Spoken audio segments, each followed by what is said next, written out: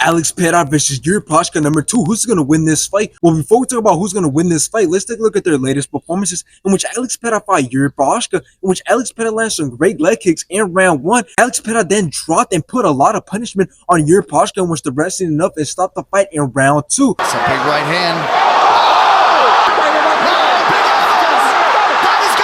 Now, after this, Alex Pereira wanted to fight Jamal Hill at UFC 300, in which Alex Pereira knocked out Jamal Hill in round 1.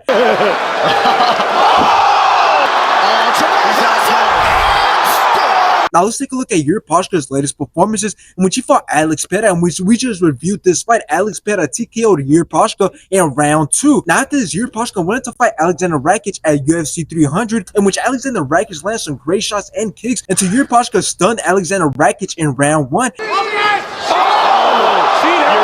He stung him. And after this, Jiri Prochazka rocked and put a lot of punishment on Alexander Rakic, and which the refs did enough and stopped the fight in round 2. Rakic lands now, but then he stumbles down.